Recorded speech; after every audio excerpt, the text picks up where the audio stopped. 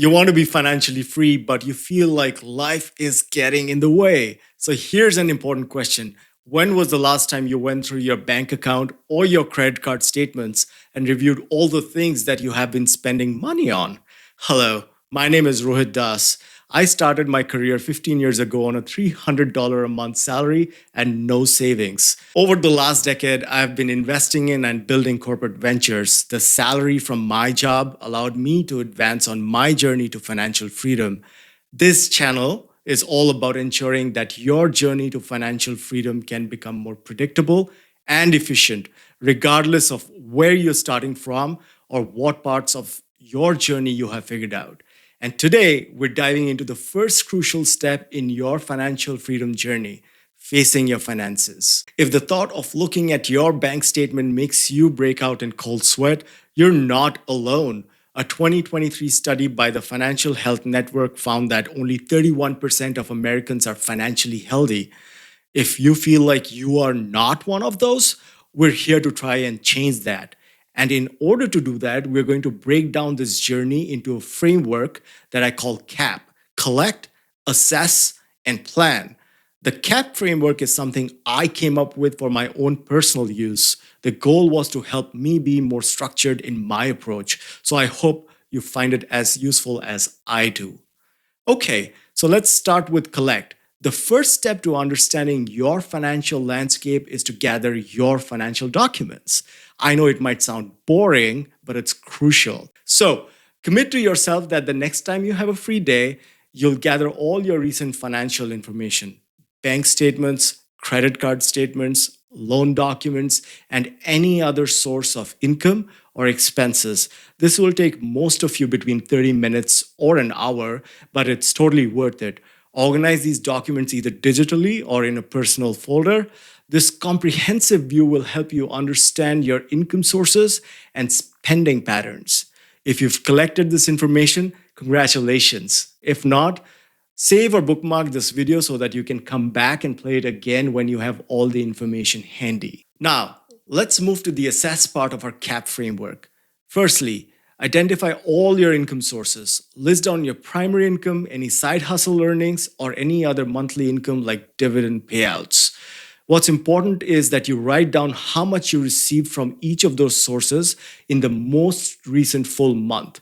This is crucial because knowing your total income helps in setting realistic budget and savings goals.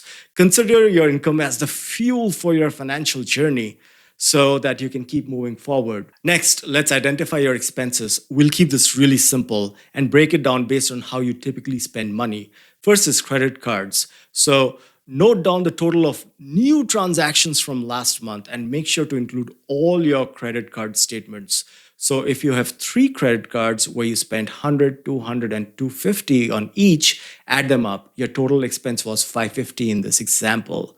For the purpose of debit cards, check your bank statement and note the total withdrawals for the month. And for cash, if you don't already track your cash spending, start now. More importantly, use a method that works for you: a spreadsheet, a budgeting app, or even a simple notebook. And for the next month, record every cash expense. Regardless of your spending method, focus on capturing 2 key pieces of information for each expense. A, how much did you spend? And B, what did you spend that money on? Remember, the goal is to get a clear picture of your spending habits. Don't worry about being perfect. Just be consistent. At this point, you should have all your income and expense numbers in front of you. So add them up.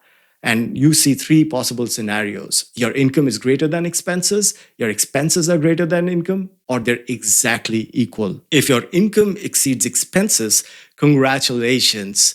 You're already on the path to financial responsibility, and probably you're ahead of the curve than you may think. A Bankrate survey found that only 44% of Americans could cover a $1,000 emergency expense from savings. We'll talk more about the importance of emergency funds in a future episode. So let's go on to the second scenario now. If your expenses exceed income, don't worry. You've still taken the first step towards financial freedom by understanding where you stand. As management guru Peter Drucker said, what gets measured gets managed. Now, regardless of your situation, reflect on how it makes you feel. This emotional awareness is crucial. Remember that the journey to financial freedom is a long one for most people. Everyone starts from a different point. What matters is that we understand how our actions today affect our future, and that's an incredibly powerful starting point. For many of you, this initial assessment might be all that you want to do this month, and that is okay. When you're ready, our next episode will dive into analyzing your expenditures in more detail. Again, small steps lead to big changes. So you're already on the right track. Congratulations on taking this first step, and see you on the next episode.